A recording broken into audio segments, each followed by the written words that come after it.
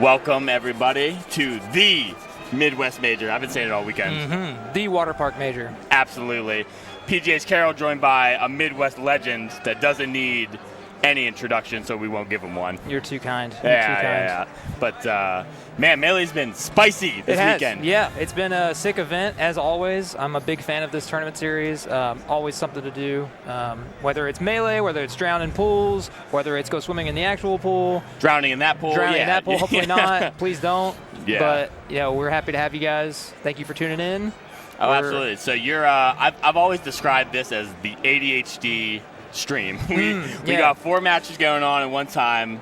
Yep. But the cool thing is we get to do a little like red zone. We get to be like, all right, this is a stinker. We're going over here. Right, you know exactly. I mean? So if there's any like lull moments, somebody's getting 3-0'd and it's looking rough, we can switch over. Yeah, if we get the picture and we want to go to something a little more interesting, we do. So you know what? Production kind of chats in our ear too.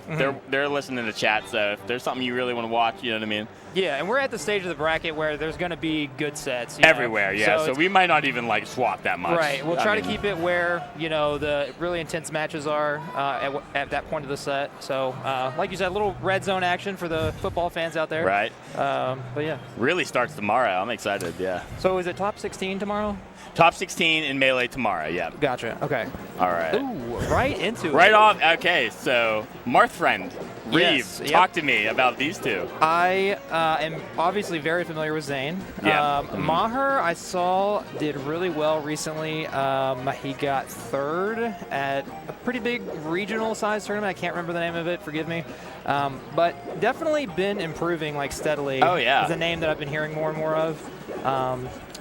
Zane, like you said, needs no everyone knows.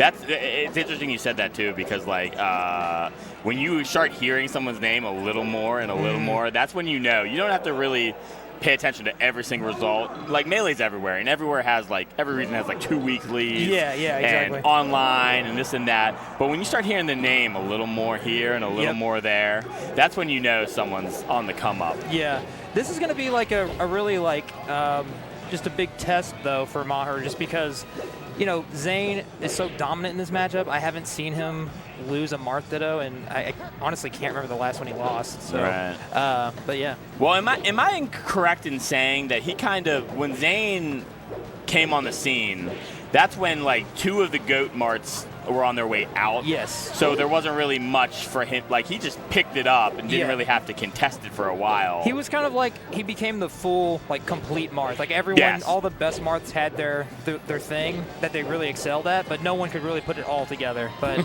he came around and just, he was the complete package, as they say. He did round out very well, because I think originally we were all calling him just the ledge cancel Marth. Right, exactly. Just like, he's fast. He's kind of swingy, but like, man, he has really just proven himself over the years. Oh yeah, I mean, really doesn't miss a beat on any part, offense, defense, neutral. He's really just all there. Exactly, and this is like, the Marth Ditto is just so, especially against Zane. I've played him like several times over the years, and like, if you're not up to his speed or at least close to it, he will just run you over in this matchup. Right. And it's like hard to even like keep up with what's happening. Yeah, because no disrespect to Maher, but it's like, besides Zane, that's pretty good. Okay. Yeah, nice. But like, okay, so our top marks right now are like Zane, Kadoran, and then who else after that is kind of like on the next up?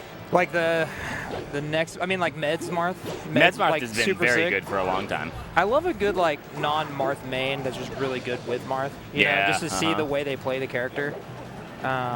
You get a lot of ideas that way. Yeah, interesting, for sure. like, because they see the smash through like a different kind of lens. Absolutely. It's easy to just fall into all the Marth things that you're like used to, but if you see it from a different angle, you start thinking a little different, and that's always is what progresses Melee. Right.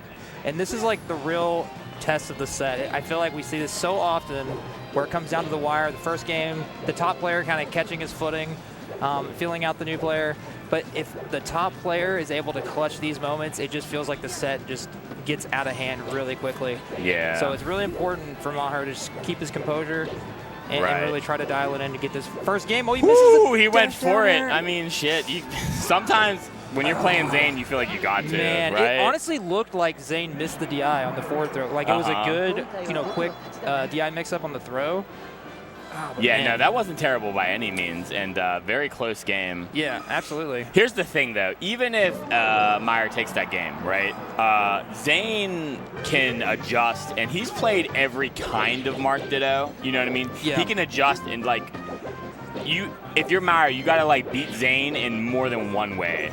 Absolutely. Right. Yeah. You know what I mean? You got to, like, if he catches on to what you're doing and it stops working, you got to have like a plan B and a plan C. You can't just get away with just like winning that game 1 and winning every game like that. Right. Oh, that's an SD. Unless you just neutral B off the stage. Yeah. And then, you just then let things Zane are looking good. Exactly, yeah. So interesting that he goes Dreamland. I just kind of feel like, traditionally, the better player, the more space, that's going to kind of favor them. So, when I'm fighting a Marth who's better than myself, you want to kind of bank on the craziness sometimes. Yeah, Maybe you can kind of get a couple like cheap kills. A little bit of chaos, maybe a little Yoshi's or Unfrozen Stadium. Huh? Right, yeah, exactly. So if you want to get real frisky with it, you go to Unfrozen Stadium. But so it's kind of interesting to me that he's going Dreamland here. Ooh, nice ledge refresh. Yeah, I like the little backflip. Right, making it seem like the ledge is open when it really never was. Yeah. The illusion of choice, as they call it. Yep. Okay. Nice. Hold down, regrab ledge. Love that. I'm going to say something. Maybe it's a little scrubby. Who knows?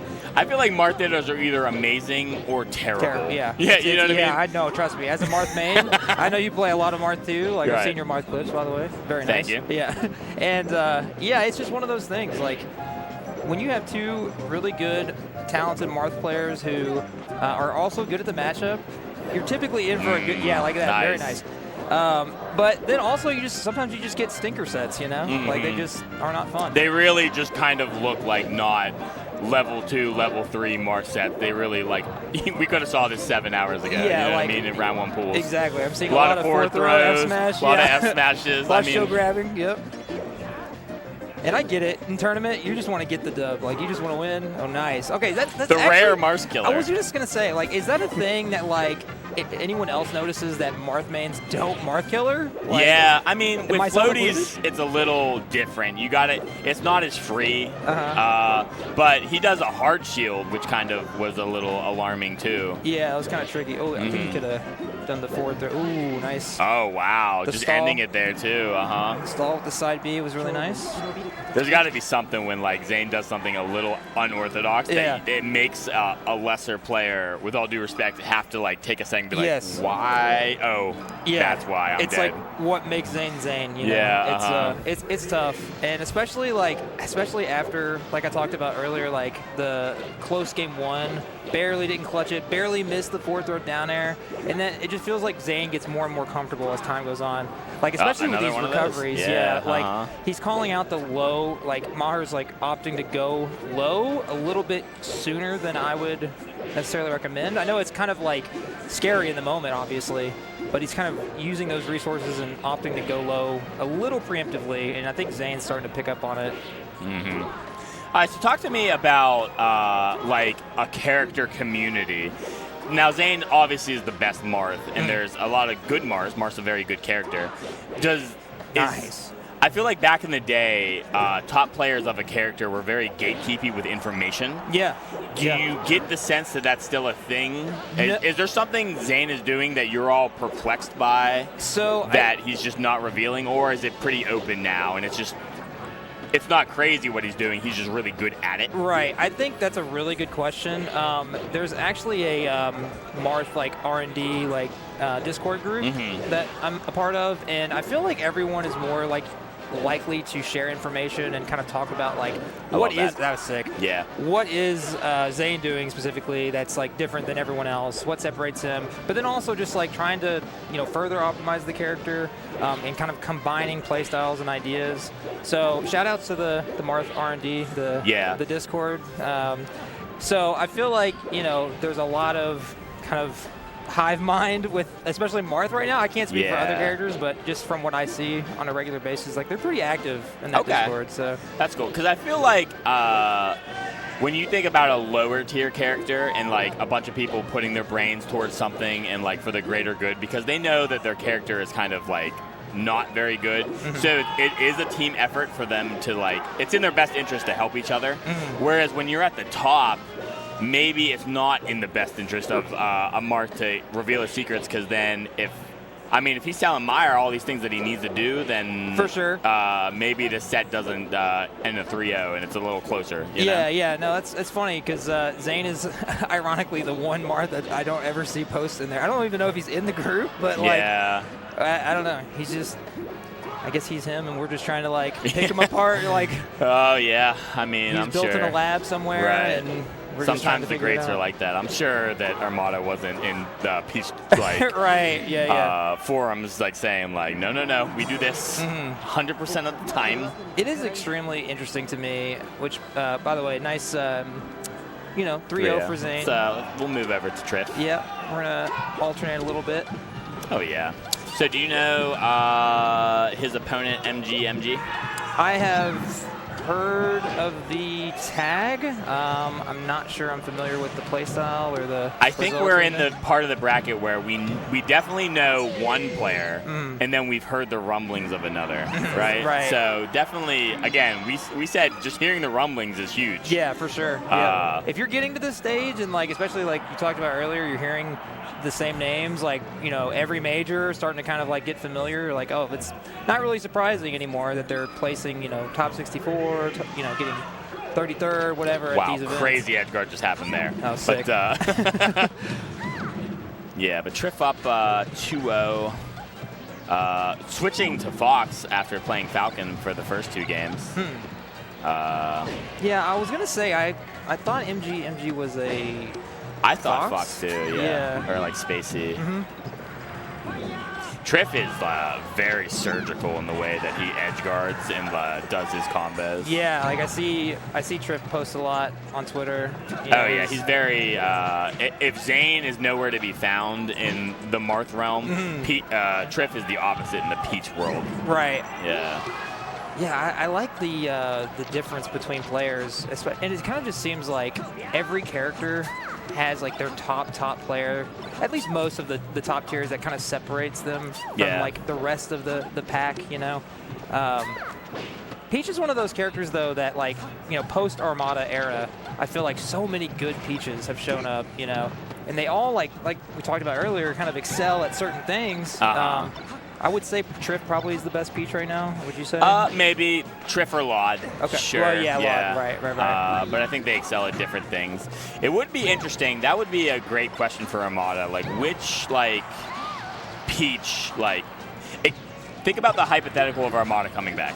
It's not going to happen. No one get their hopes up. He's done forever. Yeah. But think about the idea of Armada coming back and then kind of getting up to speed with the meta. Yeah. And it would be really interesting to see what kind of stuff he likes from Triff, Polish, Laud, and just kind of what he's taking from them. Because definitely taking 7 years off, you're going to have to come back with a little bit of a more expanded kit. Yeah, knowing Armada's mindset and stuff, and just how analytical he is, after just talking with him over the years, I feel like, like you said, he would try to find what is the fastest way to get caught up with everyone else, and what are the best Peaches right now doing that maybe he wasn't doing, or maybe he wasn't optimizing back in the day. Right. So it would be kind of interesting to see what he would pick up the most from each Peach. Yeah. That's a fun. Maybe next time we drag him out to a tournament and we pay absorbent amount of money for him to come do commentary, we kind of ask him that question. Yeah, so we need to bring a Mario 64 setup for him. Yeah. But look like this should be curtains. Yeah, trade's going to that. Yep. Let's switch over to X, Crike versus Preeminent. Yeah. Yeah, this is a solid set. So Preeminent getting the first game. Preeminent won in a crazy way. Crike went off stage to do a side B edge guard and got shined out of it. So Preeminent definitely came into play. Yeah, Preeminent I've played several times. Really solid player. I'm not sure. I think Preeminent plays with 100 grand, or at least has had several sets over the years. Shout outs to my boy. Yep. But and just after playing Preeminent myself, I know that he's very familiar with the matchup. I mean, I guess it's worth noting that I was under the impression that Preeminent was DQing from singles. Oh, wow. Said that they were going to do crews in doubles, but really wasn't feeling singles. But here we are, 1-1. Yeah. So yeah. Maybe something changed. Maybe sometimes it's just sometimes like, when you get here, yeah, you're just like, all right, you get in you the know what? environment, The yep. vibes are good. Everybody's here to have a good time. I got stuff going on in my personal life, but when you're in Kalahari in the middle of Ohio, sometimes your worries just go away. Yeah, somehow. you just want to play some Melee, Right. and just kind of forget about everything for just a little bit. So we're switching over to Moth, a fan favorite, I'm sure. Okay, this is going to be a good set. Yeah, Moth and Lowercase Hero. Yeah. Do you know much about Lowercase Hero? I do, yeah. Okay. Talking about Lowercase, because I've heard, it's kind of like the same realm where I've heard the tag, but I think Lowercase Hero has really been on the come up. This whole past year, I would say, maybe like year and a half, 2 years, just major strides, in improvement. So super technical player, really tricky. I'm not sure, usually when I see Lowercase Hero do well, it's like in the high tier matchups and the more common, like the Fox Dittos. So I don't get to see Lowercase Hero play some of these weird matchups. Yeah, as Ice Climbers often. or Yoshi or something, Right. Yeah, so we'll kind of see. I know Mav, on the other hand, is extremely good. She beat, what was it? Wizrobe? J-Mook? Or... Wizrobe? Oh, yeah. No, Wizrobe, not Wizrobe, J-Mook for sure. Right. I'm not sure about Wizrobe. I might be making that up. That's been a little bit now, but I think she lost to Wizrobe, actually, but it was one of those situations where Wizrobe was 20 minutes late. And, right. Yeah, the classic. Yeah. I think I'm remembering now. The mental damage, Yeah, it was already done. Had that not happened. Right. Who knows what would have happened. But yeah, Moth definitely a fan favorite for sure. Nice. Moth from Florida, right? I believe so. I'm trying to remember what Moth stands for. I think it's Master of something. Master of Flavor? Flames, Florida, I'm gonna females. Say Flavor for 200. Right. I'm not sure, actually, but I think that's it. I like when it's ambiguous because you can kind of make up your own, whatever, and then she could just be like, that's what it stands for. Yep. Oh, yeah. Right, very nice. And it looks like we also have Meds versus Luigi Goshard. Luigi Goshard. Stream A. The 5'9" dunker. The or is it 5'7"? I'm 5'7". Oh, man. Yeah. Even more impressive. That vertical. You're right, Yeah. Luigi has a pretty good vertical, too. Say, that's really funny. How tall is Luigi, canonically? Taller than Mario, but I guess in that universe, the tallest. Yeah. I think Peach maybe actually be the tallest. Yeah.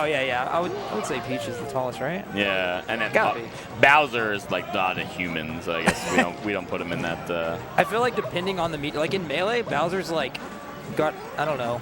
He's got scoliosis or something. It might be the smallest Bowser has ever looked in a game because he's supposed to be massive. Right, and I get he kind of stands up in the later iterations of Smash. But he's hunched over in Melee. Yeah, Melee's a hard game. It's hard on your hands, hard on your soul. Yeah, everything. Your wallet. Yeah. Trust me. Yeah. This drink I'm drinking was $28, baby. And it was totally worth it. Okay. But Med's just looking really surgical. I was looking at what Meds likes to play in this matchup because we talked earlier about Meds having Marth.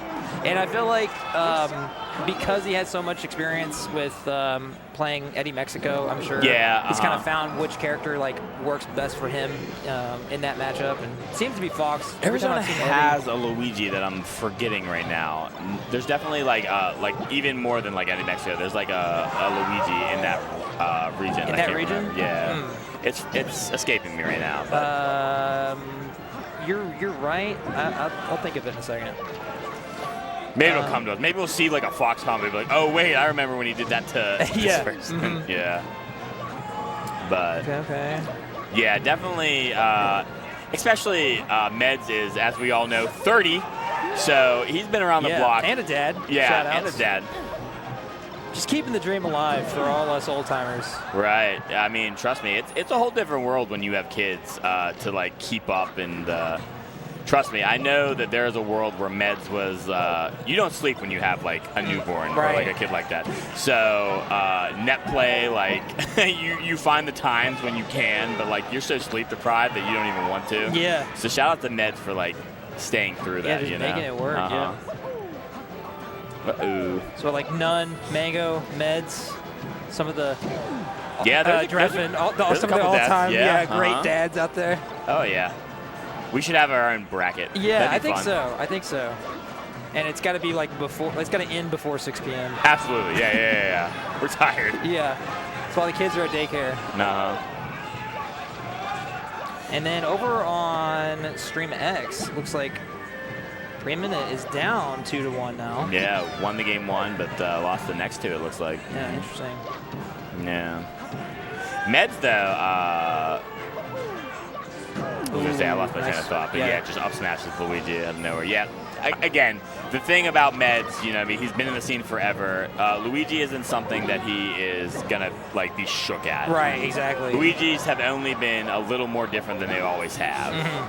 Yeah, and I feel like, you know, when you know this matchup and you know exactly how to exploit Luigi's weaknesses in this matchup, it's just like, you just see why he's a mid-tier character, you know what I mean? Right. And you can make so many mistakes, but you have to be able to, like, you have to know how to capitalize on them. But, like, you know, Luigi, all he has to do is make one mistake, and it could be his entire style. Right. I mean, one shine sends you, like, 30 feet. Right. He was in center stage, and then he was at ledge, you know? Exactly. And, like, there's just tools that Fox has that just makes it really difficult to get around, That's exactly why. I was asking Cheat earlier in commentary, too, like, are all Luigis on the same page? Like, FD is the counter pick? I would have to imagine. Anytime I've ever seen a Luigi fighting a Spacey, I feel like they go FD. I feel like it wasn't always like that. Like you don't have the most pronounced chain grab, although you do have one. It's been labbed out a little more, and definitely I'm not naive to say that, like, it exists. But I don't look at FD being, like, a super good stage otherwise. Right. Yeah, I kind of feel like, I mean, obviously Luigi would have a hard time getting down on this stage. But, you know, the one thing that he would excel at, you know, regardless of the chain grab, you take Fox's jump, you take Falco's jump, whatever. I feel like you can just go to town. Yeah. Well, I mean, the meta is always ever evolving. The Luigis I gave credit to earlier, they're kind of all on the same page as far as, like, tech. If the Mars are withholding information from each other, the Luigis aren't. Yeah, they're all platform canceling their nairs. They're all doing all this. That aerial up B is something we've seen in the first, like, in a while. Yeah, that's definitely like an optimization for sure. Yeah. It's like you can DI down air and forward air. They're really surprisingly high %, honestly. Right. See, even there, 126 on the right side of the stage, really, and you still have an edge guard situation, and he's still not dead. So again, we see that with a Fox that maybe not wouldn't be as familiar in this matchup, maybe that kills them there. But Meds, you know, just he knows all the DI mix-ups, all the I just thought of a funny way to handle what we're looking at too, the two streams. What if, like, you commentated the left set, I commentated the right set, and we just made our case for which one the viewers should watch? This is 100% a left brain, right brain moment. You know? Yeah, because Preeminent over here is cooking great. Yeah, Now, bringing it back, definitely won game 1, lost the next 2, but is up now. We love Fox Mart, don't we, folks? Oh, yeah, classic. Yeah. Yeah, and then many such cases. We have Luigi Gauchard, you know, looking like a whole different set. Yeah, no, this is different. Oh? And nice. The up B. No, there is no world in which I thought that was happening. That's filthy because that's coming off of, like, a dominant, you know, first 2 games from Meds. And that was like that was nasty. 9-hit combo that definitely was like anyone else would have done a down air. Yeah, or exactly. Up air. Yeah. That up B was insane. I honestly fully expected a down air and then maybe an edge guard situation. Right. I don't know if it would have killed. Man, that was crazy. That's why he's the 5'9" dunker. Yeah. That's how he's improving his He got vertical up there, all the time. baby. Absolutely. And then on the other hand, we're looking at a last, like high percentage last situation over here for Crike and Preeminent. Yeah, looking like we're probably going game 5 over there. Yeah, we love game 5. Yeah, any other way. Oh, fall off bear is good. That's it. Yep. We don't see that as often as you think we would. I feel like people are usually just try to play it more safe than anything, but yeah, when you have that gut feeling, you just go for it. Yeah, you can like just kind of map out or scout out Marth's side B, you know, and then just try to time your ledge yeah, pre-grab. just tap them. Yeah, and then especially if you have a stock to play with. We're getting a game 5 situation. Game 5 over here. Looks like Moth 1-3-0. Yes. We've been checking in with Meds and Luigi Goshard a little bit here and there. 2-1. OG Kid and Triff. That might go on for the entire commentary block. Yeah, it might. It might just stay there, right there at B. Yeah, we could check in every half hour. So, yeah, and see what's going on there. I wonder. So who's got the counter pick advantage? That would be Crike, right? Yeah. Okay. So going to Fountain. I hear a lot of opinions about Fountain. See, this is my personal opinion. And maybe this is just me as a player. Good Fox stage. I think it is, but like I don't like this as you know, a comfort pick for Marth as a counter pick. It's just, man, that was nasty. Nice. But it just is very inconsistent, and things can go south really quickly. I'm sure the same can be said like for Marth in the match or for Fox in the matchup, but like, I don't know. I don't know if I would put my winner's bracket life on the line. Yeah, I mean, I guess, okay. Would you say that the order of stages in Marth's comfort zone would be FD, Stadium, and then I think it's thought, this is where people are like, it's either Battlefield or, it's like very, I guess, VOD. It's very player dependent. Yeah. It's like, how does the Fox play? How does, you know, so I can see the case for other stages. I think FD, you know, I will say that like sometimes I genuinely prefer Stadium to FD, which is weird in the modern age. I know it sounds kind of like a Frozen Stadium. Yeah, to Frozen FD. specifically. Now, if it's not Frozen, a little bit of a different story. Don't ever go there. But I think never. Do you put it now under like a Battlefield or a VOD? It's pretty bad. It's like there's just so Interesting. We talk about like things that could go like bad really quickly. That stage, it can go real bad. Yeah, I guess so, but it takes 2 to tango for sure, I think. Yeah. You know, as much as we talk about like the awful things that can happen on Pokemon Stadium, I mean, if a Fox takes you against your will into the pit or like into the tree, that's really just like, I can't believe the Fox made that happen, really. Yeah. And that doesn't happen as often, like almost kind of never. I can't imagine like, or think of in the like the history of Melee, like someone completely trying to avoid the situation and then getting put there against their will. Right. You know. So also, while we've been watching this set, looks like Meds closed it out in a 3-1. So solid showing though from Luigi Goshard. I feel like that second FD game, you know, definitely showing like if he's playing well. Oh yeah, for sure. And these are also winners matches, so yeah, no one gone just yet. Just getting their first taste of a loss today. Yeah, that's a good point. So like still in the tournament. Damn, that was a very good down tilt that sealed the deal. That's curtains. Yeah, very nice. Caught the jump to ledge. Game 5. I feel like when you're a Fox main and you lose Game 5 to a Marth, especially in that fashion, because it was just like a, oh no, anything but this. No, I'm just kidding. Yeah. But when you lose in that fashion, it really just puts a bad taste in your mouth. You're like, I can't believe I got back running and then jumped into a down tilt. And that's just like, that's kind of where the Fox Marth hate comes from, you know? Yeah, for sure. That the is 60-40 talks. That is a tale as old as time too. Right. Just like. Gotcha. But I could talk about OG Kid and Triff for a little bit. Obviously, Triff is one of the peaches that we've always kind of thought might fare well against Puffs. You know, and we don't get to. We only think that way because we haven't. There's not a whole lot of good Puffs in Europe, and then Triff only comes to the States every so often.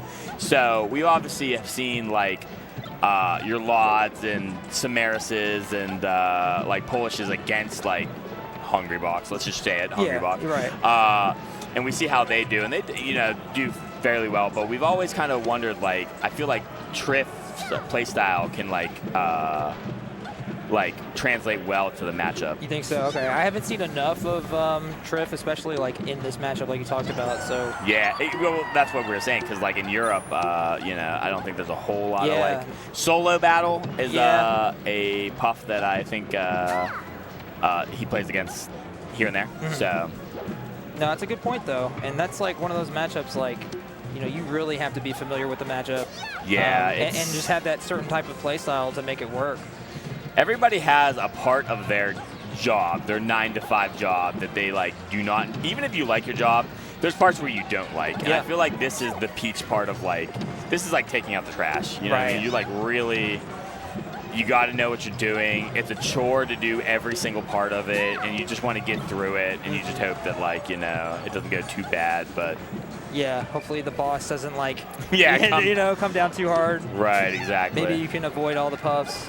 OG Kid, though, we've seen a lot of young players in the history of this game, like, come up. I mean, once upon a time, there was a really young puff player who now makes, top 3, top 4 every tournament. Yeah. If not, some people call him the GOAT, you know what I mean? Right. So, just like Juan was just, like, a really young kid, like, playing Jigglypuff once upon a time, OG Kid is kind of on that same sort of path. Right. It's kind of funny, like, just seeing the, how much Melee changes, but then how much it also just doesn't. Right, you know, how everything is just, it's all, time is a loop, essentially. Right. Well, if that is the case, if this is the same path of Hungry Box, then good news for OG Kid. You have a bright future ahead of you in screaming and content and, Yeah, he's got just viral moments. He's got a clear, like, template to follow. Right, exactly. And that's important, Yeah. We don't give enough respect to the blueprint drawers. Right. That's a really good point, because, we kind of talk about, like, how, it's crazy that certain players come along and, like, wow, look how good this guy got in 2 years, But, like, they have everything kind of mapped out for them. Oh, yeah, right? yeah, and for like, sure. A lot of the cases, like, you have to figure it out on your own. That takes a lot of time, a lot of trial and error. And, like, if you just kind of have an analytical mind and you just kind of follow a template, like, it's all kind of there for a large portion of it, That's why, like, me as a player, I really enjoyed the era, like, before, like, net play, because I feel like there was a lot of, like, regional differences, a lot of things to learn that way, and, like, there really were, like, very unique play styles. I feel like now that we all kind of are connected in such a, like, fashion that, like, it blends all together. There is a more established blueprint, but once upon a time, there was a time where we were actively working on it and drawing it, you know? Man. And through a lot of trial and error. Speaking of unique play styles, perfect segue Oosai. to Oosai. Yep, for sure. Meds again, Meds Fox. So we may see a Mart Ditto at some point, depending on how this goes. But I really am eager to see how Oosai does. I haven't seen him a lot this year after, like, a really explosive year last year. Yeah, my God. I mean, it looked like he hasn't lost a step from last year at all. Maybe I just, I haven't been spectating as much, but I feel like, I want to see exactly how Oosai does at this event. Yeah, all the matches of, like, in particular, I casted Ben versus Oosai and, like, Cruz yesterday. Oh, okay. And, like, it was night and day, the most exciting, like, play of my yesterday. Right. So this guy really is just, like, something new. Yeah. He's, it's just so interesting that, like, again, we kind of bring it back to just this monumental improvement. I know Oosai's been around for a while and didn't even start as a Marth main, to my knowledge. Falco, right? Yeah, so, but you see this, like, just massive improvement path that he's been on. It's really cool to see. Yeah. So Oosai actually took that first game, but we're going to Stadium. That's hilarious that, like, that game started halfway into the Peach Puff game and they both ended at the same time. Right, like, on the same frame almost. For sure. Correct. But yeah, Oosai really been putting in work in the... I mean, putting in work is one way to say it, but, like, really just, like, I feel like a fresh approach to the character. Whoa, that wave dash up tilt, that was weird. He did like a little turnaround, like a fake out. Since like most of the foxes are gonna try to like slide off, like double stick slide off the up tilt. Are there any other examples of Marths right now really pushing a little bit of a new path forward besides Oosai? It's really hard to say. Like I think that there's several that are, you know, no doubt really good and trying to do new things. I'm trying to think. Like I've seen Bank, famous for the bank dash. Oh, right. Have you seen Bank's playstyle at all? Is that they play on a controller, right? It's not the box I'm thinking of, right? I'm not 100% sure on that, but yeah, just like, you know, little things like that, trying to make the character a little bit more, just I guess optimized and unique in a way. Yeah. Med thought he had it in the bank there. He's got that same shine twice. Oosai is like, the thing that I really respect about him as a player is just how fast he's able to like implement stuff. Like, and you know, he's obviously really willing to, you know, add things into his playstyle that he may not have like been familiar with before. And he just immediately is able to, you know, to really successfully add it in, which is cool. Mm-hmm. Oh yeah, I mean every time I watch this guy's Marth, it's like definitely something different or something like really fun. Yeah. And that's really important for a top tier character. One of the most beautiful things about Melee is like none of the characters have like a blueprint so like perfected that there's only one way to play that character. Right. Even a Puff, there's multiple different ways to play that character. Yeah. But, unfortunate SD. But it would really be stale if, like, the only way to play a Marth was this way, or Fox even this way. That, you know, that's really one of the most beautiful things about Melee. Yeah. But Med's taking, making a 1-1. Yeah. How about that? Definitely showing Meds is like, you know, I can keep up. I got a kid at home, but hey, and he's like, these young bloods. I think I'm gonna say something. I'm not sure if this is 100% true, but there it is. I might be pretty sure. Oh, FD, right? Yep. Med's kid can already like wave dash. Yeah, I've seen like some clips that Med's and I don't know, all the other Smashers that I know that have kids, like, I mean, I don't think I've ever seen a single like clip of Mango's kid playing any Melee. That's just not the path for. Right. But it is kind of interesting, you know what I mean? Yeah, it is. We could be in 20 years talking about like commentating a tournament and be like, all right, this is Med's kids versus Dreffin's kid versus, you know. It's like the lineage, you know, the tradition carries on. Sometimes that happens in sports. And sometimes, like, for sure. I mean, we're about to see LeBron James play with his son. Yeah, so. Maybe we'll see some, like, parent, you know, like, child like teams in doubles. Like, I've done that with my son once. Okay. But my son just likes video games. He doesn't like Melee any more than he likes Ultimate or like this Marvel game or Pokemon or something like that. But he does like coming to the Smash locals with me here and there. That's awesome. Sometimes we'll play some teams.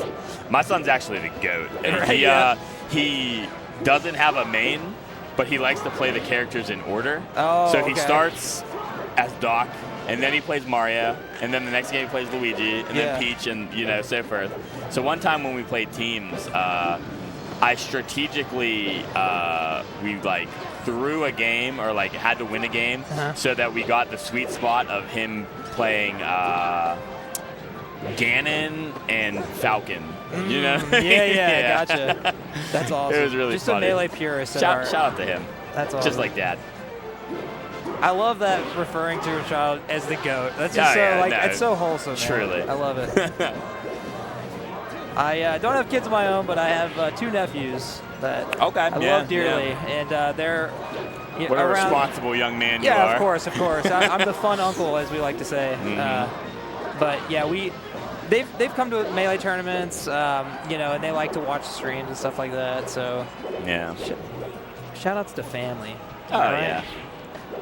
Shout outs to family supporting good hobbies. Yeah, exactly. I mean, It's a little bit of a weird thing to like aspire to want to be a part of, like a video game community. Yeah. But again, like, I'm sure you're just like me. Are all your best friends like Melee players? Like, yeah, pretty much. like you're pretty much. Yeah. Yeah, you know, besides like some like really old friends, stuff like that. Yeah. Like the most like important people in your life pretty much all came from Melee. For sure. Yeah. You know. Good portion of them, definitely. Exactly, right? So, I mean, that's what I'm always like, that's why I always try to tell my fiance. It's not really about why we're in this room together or what we're even doing, but it's more so that we're together doing it. Yeah, that's true. And we get to, like, you know, enjoy each other.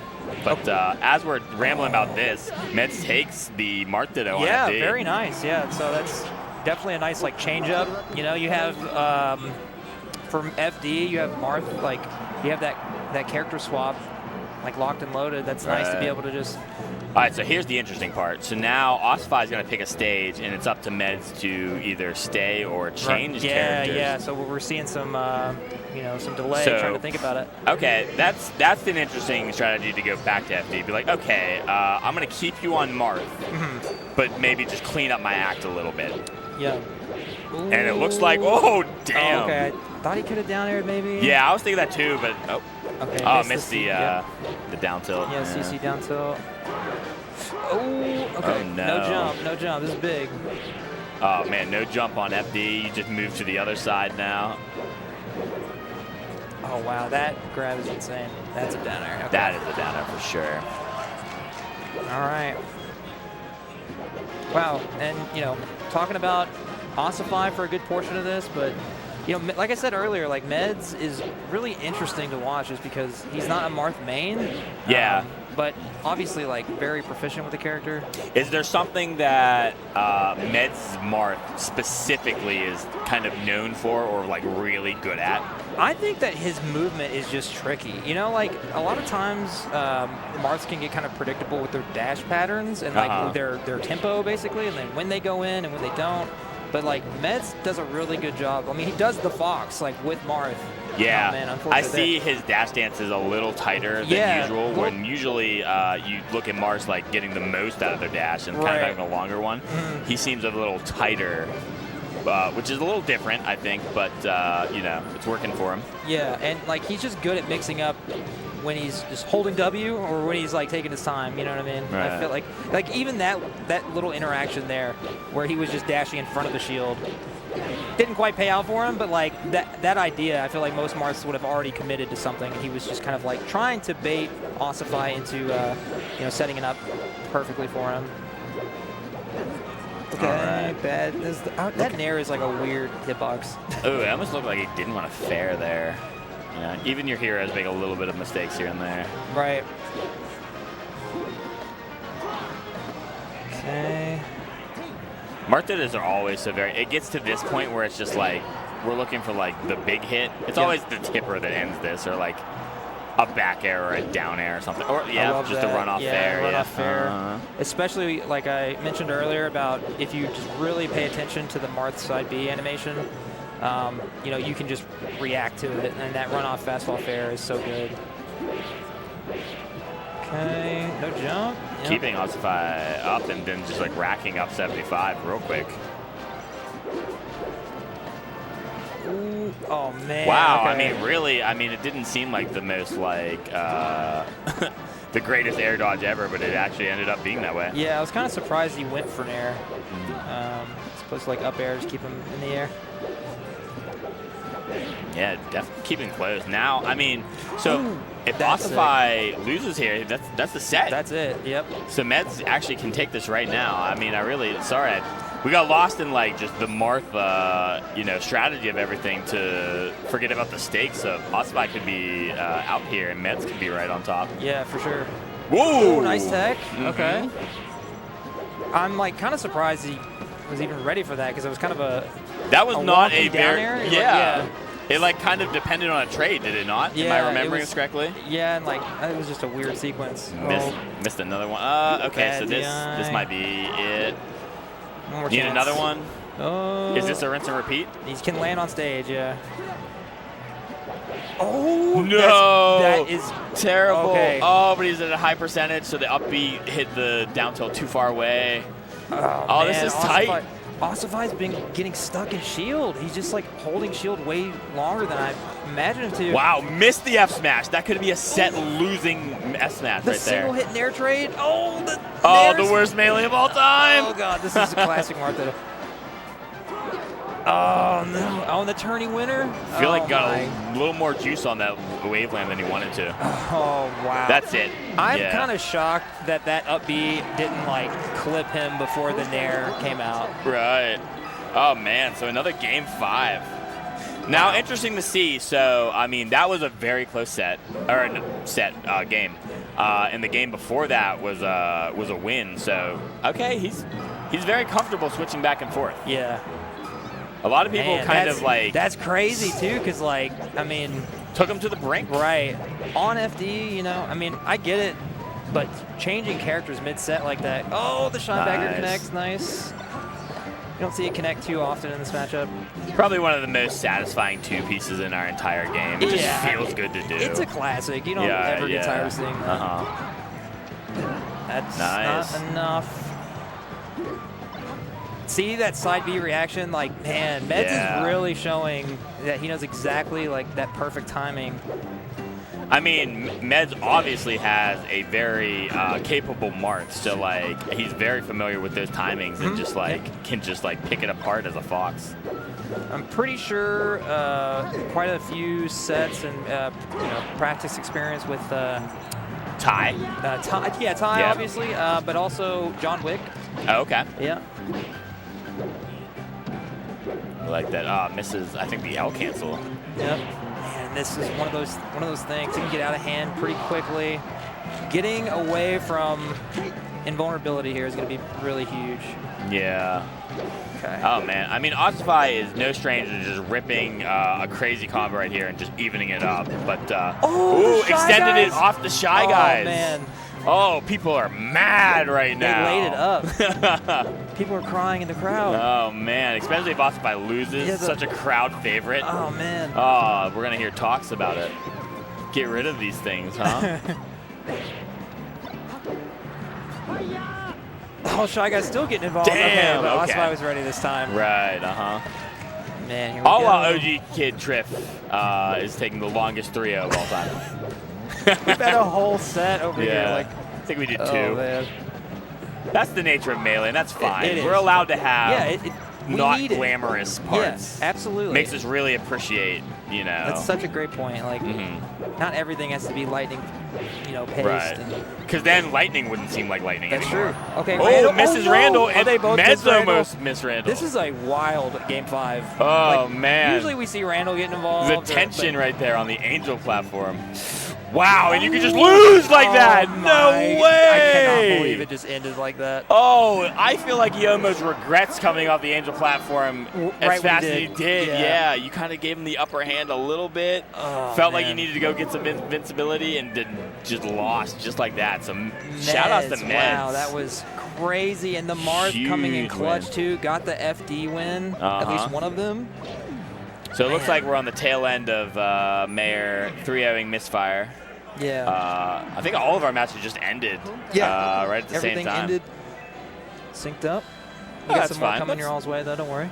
Well, I mean, shit, we could talk about that Meds Ossify set for a while. That was crazy. I can't wait to go back and rewatch that set because I feel like there was so much happening that my brain couldn't really comprehend. Oh, man. I feel for Ossify a little bit, but, man, just like the way that they both missed Randall. Yeah. And then right off the Angel platform, got shined to death. That's a rough one. But, again, we're still in winners. Yeah, so still in the tournament. Sorry for whoever was clawing their way through losers and has to run into an Ossify, but...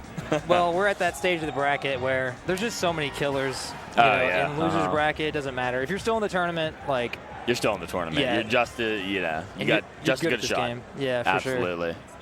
So I think we're at like kind of the way Riptide, as far as I can understand, they stagger like the round 1 pulls into round 2, and then they kind of dial it back a little bit, and they go back to another section of round 1 pulls and continue like that. So I think the idea is to kind of keep high-quality matches like going throughout the day. Oh, gotcha. Yeah, because so somebody told me they don't play until 6 p.m. like their first round. Yeah, so we have like a large portion of the tournament that's already eliminated, fully. And then but some people haven't even started yet. Yes, yeah, I think so. There's another way. That's an interesting, and that's cool. You know what I mean? That's good for our viewers. I think for the viewer experience, for spectators, I think it keeps good, high-quality, consistent, like high-level play going on throughout the whole day. So I think that's cool. Not to say that there's anything wrong with low-level play either, because sometimes... No, absolutely. I mean, trust me, as somebody who watches a lot of Melee, some of my best ideas have come from low-level Melee because, I mean, again, it might have been an accident on their part, right? But it really gets your brain thinking, like, wait, that was an accident, but it was still kind of good. Yeah, it kind of worked out. Like, I could see the vision. So I'm just here to tell you that no matter what level of Melee that you play, you can still contribute to the ever-evolving metagame. As long as you're just playing the game. Right, exactly. And that's all it is. And it's never been easier to get into the community, start playing. Yeah. I mean, you quite literally can be on this stage in 3 months. Yeah. We've seen some crazy many such meteoric cases. rise. Yeah, absolutely. Especially with the resources out there now. For sure. Melee is super hard. It's a hard game. It is the hardest game, in my opinion. But just like anything that is hard, it's very rewarding. It is. So a lot of, like, I mean, it really just says a lot about the people that pick it up because everybody knows it's hard. Yeah. But, I mean, once you get that feeling of, like, the reward from it, like, I mean, you know, if you never do anything because you think it's too hard, then you're just... Is a loser the good way to say it? Yeah, you're kind of just a loser. Just like mentally, like you're just, I don't know. It's part of like you just alluded to where it makes it so much sweeter when, 99% of the time and like, not everyone can win, right? So like in a bracket, like how often are you going to win the tournament? But it's just like it keeps you coming back. You want to like keep testing yourself. Absolutely. I mean, anything worth doing is going to be hard. Absolutely, for sure. Yeah. And, so we're pushing our boulder, Right, and I mean it's a fun boulder to push. For sure. Not to be biased about anything else, but it's fun. It's cool. It's it's heartbreaking sometimes. So we got Justice versus Preeminent. Ooh, interesting. Okay. Yeah. Okay. Fox Ditto. So we got. It's hard to classify Fox anymore because all the Foxes are so well-rounded. They really got a complete game. We used to, back in the day, be like, all right, this is just like a fast technical Fox, or this is a defensive campy Fox. That's really, you need to have all the elements to be an effective Fox. I feel like you see that maybe in more matchups than the Fox Ditto. Yep. Fox Dittos can kind of come down to just, I mean, because it's such a fast and good character, you don't get to really shine your defensive a little bit. It is kind of like a gun show sometimes. Yeah, absolutely. I mean, I feel like in the modern age, too, the defensive metagame has just got, like, with slide-offs and just, like, anti-combo, stuff. Like, right. It's pretty sick. But even that kind of defense, like defensive strategies, are interesting because they lead to the offense. Right, exactly, they're not like just like defensive for the sake of being defensive. Like I'm going to keep away, but it's more about reversal. Right, stuff. exactly, yeah, right, exactly. yeah. And that's the best kind of defense that Melee that we have. That's very underrated when we talk about our game. Yeah. I got to say, I really like, as far as I can remember, I don't know if Riptide has done the quad stream stuff, that like with the setups up near the front. I don't think so. I really like this, though. Yeah, this is fun. Yeah, it's like we have the main stage, we have these side, like really good matches that you might otherwise not be able to see. Because I was just thinking for a second, like, man, you would think that like if all the good players right here are playing their like matches, there would be like more of like an IRL crowd. But again, this is on the projector right there. Yeah, they can. So all these people sitting there are invested in one of these matches. Yep. So we got Preeminent and Justice sitting down there. I see Honey Bear sitting down over there. Oh. The Link player. Shout out to shout out to Link. Might be the active GOAT right now. I mean, just truly like world class. But, this is going to be a gunfight for sure. Justice really there's a misconception about combo video Foxes. I think I should know this more than anybody, where, like, you just think that every time you see them, it's going to be the most groundbreaking, like highlight reel. Right, you ever seen. Yep. But really, again, there's a time and place for all this. Tournament usually isn't it. Yeah. And you're probably just going to see more solid, more reserved Justice than Twitter would lead you to believe. Right, and everything is just so, like, it's obviously kind of hand-selected in the sickest moments. That's the best part of a combo. Yeah, right, for sure. But it's just like, you know, you might be thinking, like you said, that it's just always going to be 100% electrifying. Right, because I mean, I control. even remember the days where, like, you went to a tournament and you're like, oh man, that's awesome that they're recording it. Right. You know what I mean? So, like, knowing that they're recording it and that's such a rare thing to happen, it might give you a little inkling to play a little different, but again, since you can, like, pretty much see every match you've ever played in Melee, when you're at a tournament like this, you're here for blood. And you don't really care if you're going to up throw, up smash, and really just bread and butter back air these edge guards. But, I mean, there's just, like, you just got to tap it in sometimes, you know? Oh, yeah, for sure. Hit the layup. It's no big deal. Exactly. You know what I mean? I'll show you my dunk highlight reel. Yeah, exactly. You know, later. But right now, trying to make it to the championship, you know? For sure. So already, pretty large deficit here. Yeah, for Justice here. Preeminent looking real solid. And again, I'll bring up the point that Preeminent really wasn't feeling too much Melee. Do you feel, you've definitely, you know, through your competition over the years, have definitely kind of felt the same. Like, I'm not looking forward to this event. I don't even want to go anymore. Right. But then, have you ever went to a tournament that you really didn't want to go to, but then you played the best Melee of your life? So many times. I think it's just a matter of, like, I am going to just fight through this, and then, you know, a good amount of times, once you kind of, like you talked about earlier, kind of like get into the rhythm, you start building some momentum, and you're like, you know what, I'm here, I'm going to make the most of it. Right. And then you start to really kind of, like, you know, get into the groove. And that happens a lot. And, you know, we might be seeing that here. Going from not wanting to play at all, and then, you know, actually just playing out of your mind Melee. It's a good feeling. Right. Yeah, I guess kind of like if you're really not like, okay, you say like in your heart, like, okay, I'm not really too crazy about like this weekend. I kind of, you know, for whatever reason, it's kind of like a way to take the pressure off yourself. So now I'm just going to like, I don't really care if I lose or win. But sometimes like both of those things, not wanting to lose or wanting to win so bad can really blind you from what you're actually trying to do. That's true. So if you're really just here in the moment, you're going to ball out like Preeminent is. Yeah, it's really hard to find that sweet spot that you're talking about, and but I think it is important to, it's like if you, what's the saying where it's like if you try to squeeze sand too much, right, it just like pours out of your hand, right? It's like you got to have this perfect balance of you want to try, but you can't just put all your eggs in one basket and just like be devastated if it doesn't go your way. Right. I mean, we should know by now that Melee is not going anywhere, and you can play Melee whenever you want in your life. That this tournament, I mean, not to talk down about any major tournament or anything like that, but there's always another, right? Yeah, for sure. So for you to get hung up on how you did at Riptide, really, it's only to your detriment. Yeah, it's like as soon as you get to the next tournament, you know, it's all you already forgot about the last one. For sure. So it's just like teetering that and trying to just make the best out of whatever situation that you're in, right? Mm-hmm. All right, so Justice finding a little more footing this match. Looks a lot more comfortable on this stage for sure. Maybe the lack of space, you know? Yeah, I mean, definitely good in close proximity, I would feel. Yeah.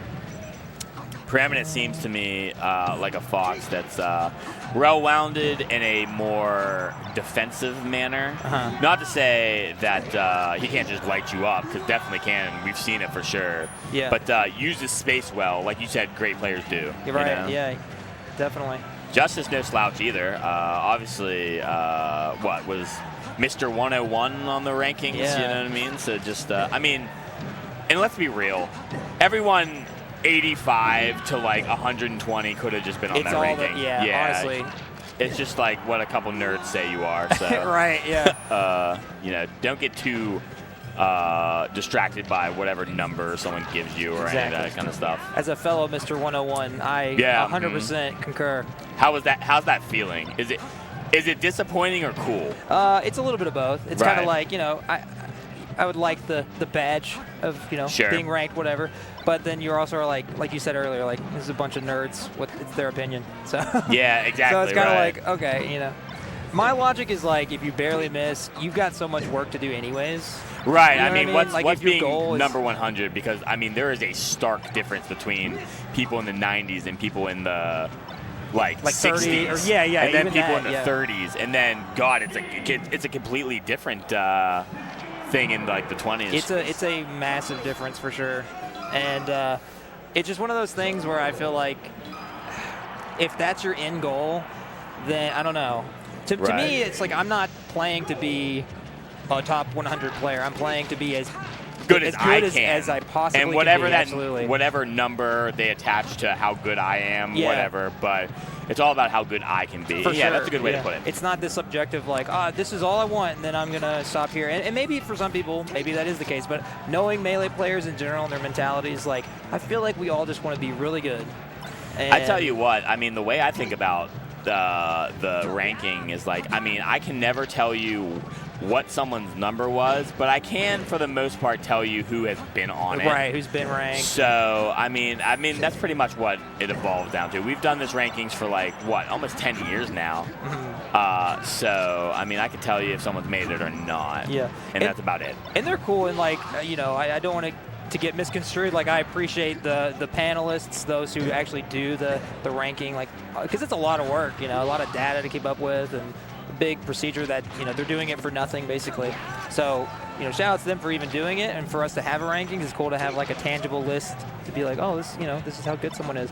But that being said, I think you have to consider like what your end goal really is, you know. Yeah, for sure. I'm gonna. Okay. Ooh, nice. That down tilt had so much potential. Right. It was nasty. Love seeing like those kind of moves in the combos that like we're not like seeing Fox combos with down tilt a whole lot. Right. Maybe it's the combo starter, but it's not the mid combo option. Right. But when we see stuff like that, it's really funny looking, really fun. Yeah, Mango does the Waveland down tilts like with Falco. Oh yeah, And no, it's so I cool. talked about it a week or two ago. The last tournament that he won, and he was doing a lot of down tilts. Yeah. Quite literally, the next hour on net play, all the Falcons Yeah, were doing they're like, it. I gotta try it this was out right now. insane. They were doing it everywhere. Yeah. Even They're doing like, the worst spots. They're like just spamming it. Like that's not actually how he does it, but they're gonna go for it anyways. I really wish Mango could be here or like feeling better. I know, Someone I told hope me he he's feels better. here, but he's just in his hotel room, just being sick as shit. Yeah, I think he like already traveled and everything. He's just, Yeah.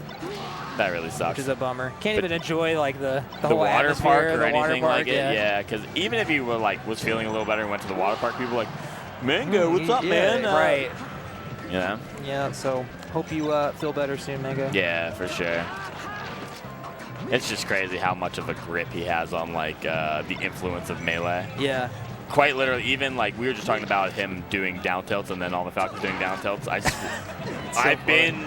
There it is, Whoa, the down tilt. nice down tilt. Oh man. Oh, yep.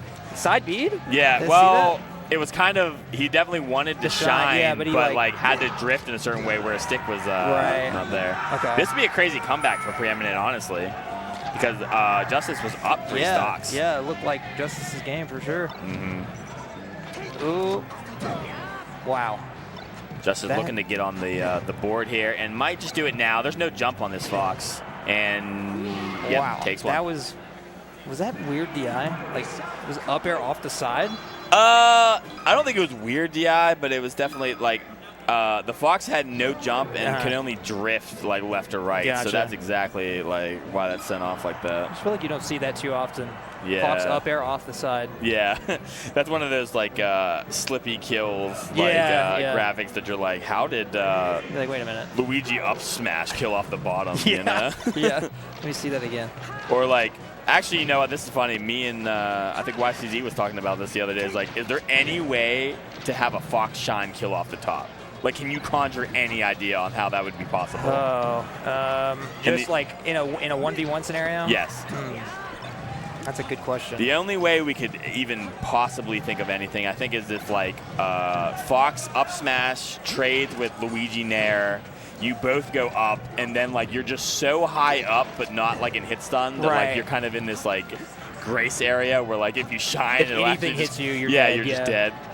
That's about all we could come up with, but I've seen some very questionable, like, slippy kill, like, graphics, and I'm just like, how, in what fashion did this happen? I mean, I like the knockback stacking thing. You see that with, like, Falco Shine off of, like, an Omps attack, or, like, Sheik's jab, just, like, kills off the side. Yeah, like, So we got a little 2-1 action here.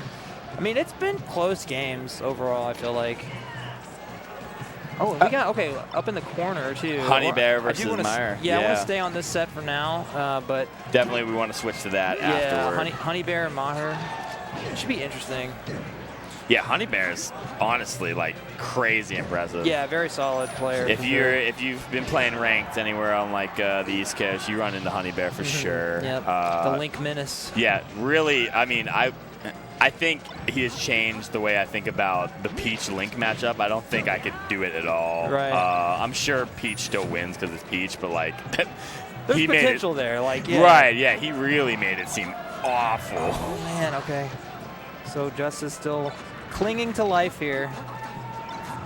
Desperately needed that shine, but see what happens. I mean, this isn't out of the realm of possibility for Justice to really claw back and just catch a wave of momentum that'll get him 1 game, then 2, then 3. Yeah, so... Okay. All starts with a grab. Misses the shine revert, but okay. Oh, no jump? He jumped into the shine? Maybe tried to jump into the shine. Wow. So, last stock situation. I love they both do the exact same drill. Right, the same drill, and then dash back, run back in, grab, With that first knockdown. Yeah, there personality be damned. We're all the same, actually. Yeah. Okay. Grab I was going to say, that's a tough They all want to grab right now. Grab would be one of the best things they can get. Getting a combo off anything else is insane. Didn't need the grab. Those were up airs and up tilts and like a half charge up smash. That was a weird like miss tech follow up too. I can't believe Preeminent lived that though. Yeah, I mean it was close for sure. That's one of those things where you think like maybe half a second more charge would have just did it. Yeah, for sure. Nice. Back air sends the other way. That's going to be it. We're going to game 5. Wow. Okay. Nice. Nice. So we saw like if that combo had killed, that would have been a combo video worthy. Oh yeah, for sure. You would have saw that next to a packet of menthol cigarettes. Right. So we got looks like Maher. This is really important here. Yeah, this is the last situation over here. We can switch over this for a second. Yeah, let's look at Honey Bear versus Maher. Maher. I've been saying like every single one. I'm so sorry. I think it's Maher, but I'm also Maher sounds easier to say. So I mean, it could just be my accent. Wow, that's gonna calls it out. I think. Yeah, has the jump. But I'm so surprised because I've seen a million Links just like miss that up B and just jump up down air. Yeah, I was going to say, like, he had the ledge refresh timing. I think he could have just forced the on-stage recovery and then down aired. But all right, back to game 5 here. Back to Battlefield. Wow, a lot of momentum here for Justice. Wow. That's insane. That recognition. It's like one of those things where you feel like you're safe to do a instant side B. Man.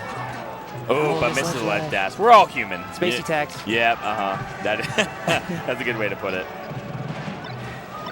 But man, we love a close, even game 5. Even if we're missing our jump cancel grabs and we're faring onto the platforms. These drills are cracking me up right now. Yeah. Oh man, the Armada Shine. Very nice. Oh, man. That's why I could tell you that Justice is actually a good player and not just like a combo fiend, because like I've never practiced an Armada Shine in my life. But Justice has them when he needs them. Yeah, for sure.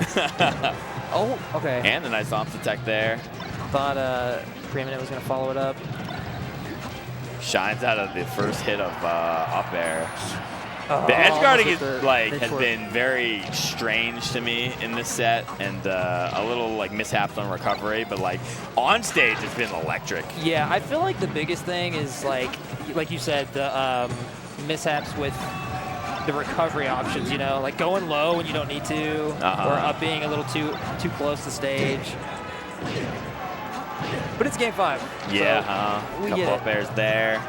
This could turn very fast. That turn down tilt? Down tilt in the middle of the combo has been the story of this game. Yeah, from both of them, really. Yeah, they both have it. Okay. Do you think it's one of those situations where, like, maybe Justice did one early in the set and then like, I got those too. Oh, I got those too. That happens all the time. It's funny. I was just thinking about that when we were watching Oosai. Because I was talking about how he just picks up stuff so quickly, and he did that against Zane when they played the Full Bloom. Zane hit him with something, and Oosai immediately hit it back with it. I see that in the Stacy Ditto a lot. Like, if you do something technical, and like even if it doesn't work, they try to do it too. Yeah. There's like a weird kind of mind game. Yeah. There's a player in my region that I call it after him because like sometimes they'll do it on purpose, and then I know that they're gonna want to have to do it themselves. Right. Oh man, that last sequence was like so nerve-wracking for Preeminent, but managed to close it out. Air dodge recovery. Unfortunately, this is usually where the worst melee of all time is played. Yeah. Everybody has real nerves. Fox is a hard character to play. Oh, that up air, that falling up air to get out of that situation was pretty wild. Nair trade. Oh, the get up attack. No! What a strange way for that to end. He did a get up attack, which we thought was bad, but then it got pushed off when they buffered shield out of it. No. What was that? Was that ECB stuff or what? Well, okay, no, I think what happened was he did a get up attack and then buffered shield out of it because it was like not what they wanted to do. But then got pushed off, and then there was under battlefield. Oh man, that's a heartbreaker. You hate to see it like that.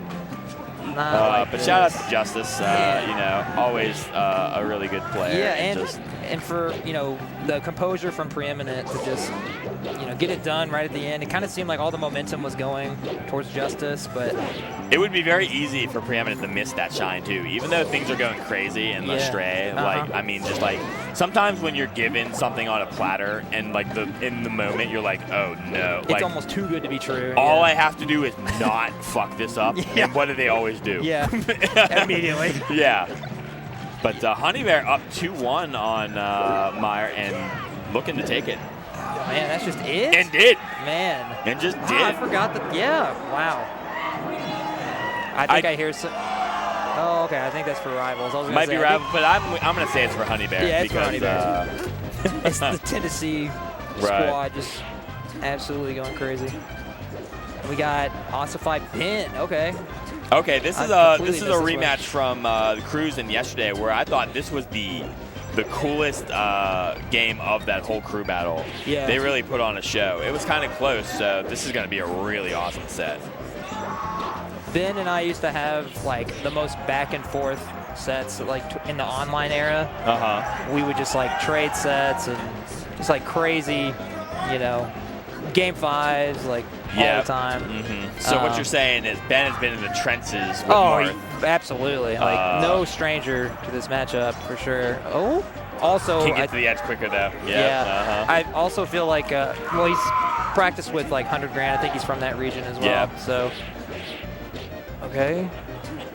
Shout out to 100 Grand. We see you out here grinding. Yeah. And we will let the people know, even if you're not here. We will let the people know. He's like one of those players that he just appears every now and then, and he's still just like super sick. Yeah. You know? But just doesn't travel a whole lot. Okay. Yeah, I mean, if anything, yesterday is going to tell me this is going to be an awesome set, probably back and forth, and just like, I don't know. Oosai is such an awesome player to watch. Oh, wow. Okay, that was a very interesting down tilt, too. Yeah. We're getting, by the way, we're getting more Marth Link up in the top corner. Oh, yeah, Honey Bear versus Crike. Yo, that recovery was crazy. Wow, yeah, Honey Bear just went under Battlefield. Yeah, well, they're not even playing, they're warming up, but that was so, whoa. I like, That's had to make sure that I wasn't awesome. like being impressed by nothing. That was kind of wild. That was crazy. Without a bomb or anything either. Yeah. Insane. All right, I gotta watch this match because I know this is a good time. But man, we appreciate that. Yeah. Nice. That was a really nice like sequence for DI. A lot of Marths would have gotten hit like an extra 1 or 2 times in that situation. with a Sheik dash attack or F tilt. I can't remember which Man, one. I've been noticing that the Sheiks have a very specific sequence that they do against like players that land on stage. They do this down air, they do the shield stop, turn around, nair, and then fair. Yeah, it's like percent based, but yeah, like it's kind of like a baby stomp knee, you know? Yeah, yeah. Honest work. Right. My down air, forward air is so much cooler. Yeah. It's just a little harder to input. But does it have electricity? That's the yeah, real question. so we don't care about it. Would we'll consider, would we consider Sheik a little bit cooler if she had electric fair? Yeah. Maybe. I don't know. I can't think of any other like characters or anyone that actually uses the knee as a limb to like attack someone. When like honestly, I don't know. Like I think in the fighting world, like in UFC, like a knee can really like mess someone up. Oh yeah, like it's actually like a flying very, knee is like you hit with that, you're probably kinda waking up tomorrow. But so yeah, that's why I think it's like kind of an iconic move, right? Because it's like you know, yeah, it's very unique. No one else uses it. That's true. Uses that limb. All right, big moment for Ben here. Oh wait, so this is. I wonder who. Does anybody know who Ben lost to? No. I'll have to pull up a bracket, but yeah, we watched Oosai lose to Meds. But right. Ben is in losers, and this is just in top 64. I mean, we're going down to top 16 tonight, so. Right. It's true. Could have been an early loss for Ben. Oh, okay. Nice recovery. Back throw. That's it. Oh, okay. Missed down there, but still the down air that hit like away enough. Unless. Wait. Oh. Okay. I forgot that. Yeah. She's just dead after that. Right. Not what the player had in mind. All right, Oosai up 2-0. I'm kind of thinking we're in the same boat. Let's watch another game of this, but then we're gonna keep our eye on it. Because Honey Bear just beat Maher, and Crike is kind of in that. Yeah, we'll go back to X right now. Oosai, fan favorite here in the Midwest. Yeah, for we sure. gotta see like some Oosai 2 hours away from like that part of Michigan. So yeah. Yeah. And I mean Ben, obviously, as Midwest as it gets, right? Is that Montana? Minnesota. Minnesota. Right? Yeah. Missouri. There's too many M states. You know what I mean? We're all just one big melting pot. Yeah. In the Midwest. Someone was asking me what the Midwest, like, what the actual rules are, and I almost got to the point where it's like, if you're not on the coast, you're Midwest. Yeah, right. You know? We just make it up as we go Welcome along. Nevada, you know? Yeah, like, I would say in the realm of, so I'm from Kentucky, so like in the realm of Smash, we are considered Midwest, but it's like but you're really close to the South, right? We're like right there, yeah. So, but like, I don't know, maybe it's just like who some scenes like interact with over the years kind of determines it. But like, I don't know, and also it's just like the Melee community, like in the grand scheme of things, is kind of like a small active community. So you kind of have to lump regions together at certain parts, you know. That's exactly like I'm from Pittsburgh, and people always talk about like, is Pittsburgh the Midwest? And right. I'm like, that's where I always say, well, the region that we interact most with would be Northeast Ohio. Right. And that's Ohio, and there's nothing in the middle of Pennsylvania. So I mean, Philly is in Midwest, but Pittsburgh is. Gosh, that's how I would put it. Okay, I see. Midwest is more of a mindset than anything. Yeah, it's a way of life. Yeah, really. exactly. Anybody can be Midwest if you want to. Yeah, There are values. Yeah. Oh, that read. Man, I know a lot of Sheiks like to buffer roll out of the corner in that situation. Kind of a difficult thing for Marths to cover consistently. Expect like, are you talking about rolling right at you? Yeah, like trying to roll through you towards center. Like usually Marth's like kind of hovering with a short hop, just kind of delaying like a nair or a fair in the corner. And then a lot of times the Sheiks will try to like roll through it and then maybe get a buffered spot dodge, maybe get like you know, at least try to get center stage. But Oosai was ready for the role. People always talked about Marth the same way they talk about like a hurricane. You know what I mean? Like you don't want to be on the outside range of it. Yeah. But once you get on the inside, and it's almost it's a little safer. Like that's where you want to get to if you're like, say like a peach or something, right? Right. You want to get inside of Marth, which like. Nice. Yeah, I feel like just like if you have to get hit, it's better to get hit in the process of taking stage against Marth sometimes, you know? Sure. So you just not in that scary position. All right, we're watching this one wrap up, but we're also looking at that. Oh, A. man, yeah, look. Oh. Very close. All right, I'm going to make the call. That's it. Let's switch to A. Oh. Because A is looking like a nail biter here. We got that jet. He could have did it. He missed a fastball there, I think. This whole edge guard sequence has been kind of spaghetti. You jump behind a. That's it off a dash weak dash attack. Is Honey Bear Tennessee? Tennessee. Okay, and you're from Kentucky. Okay. Yeah.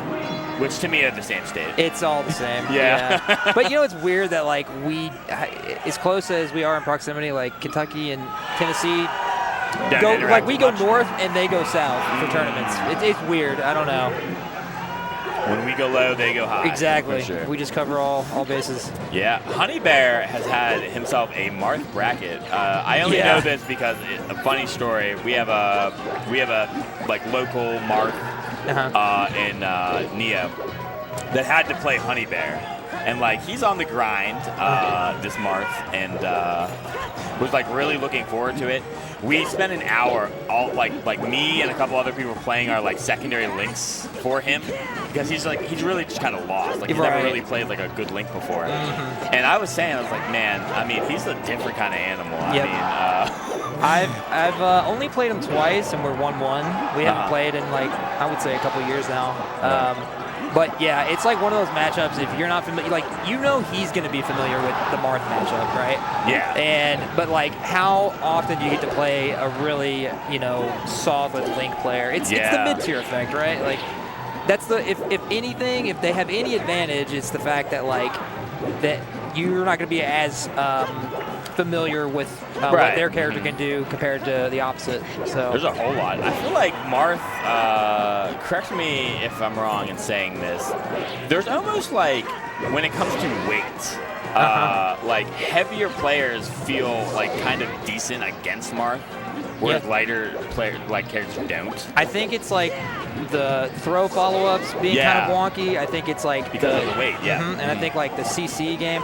I think this matchup is really tricky because of the way like Marth's used to spacing around stuff, whereas like the hook shot is a whole different. Like you see in that situation, that's a good example. Like normally that would be a pretty safe time to shield because they're in the space of like threatening a move as opposed to a grab, but you're just in the perfect spot for a grab. And honestly, hook shot's pretty fast as far as a tether grab goes. So it can be tricky. Like,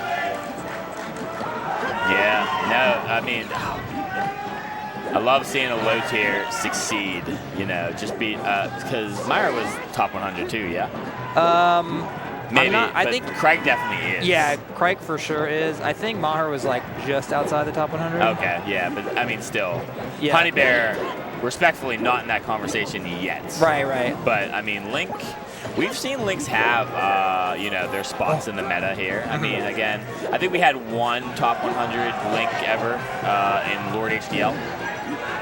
Yeah, well, do we count Aklo? I mean, we have. Yeah, Aklo pulls out the Link here and there, but and like specifically for this matchup, I feel like that's the main this time one we see or it. like Peach, I think, like on FD. You know what I mean?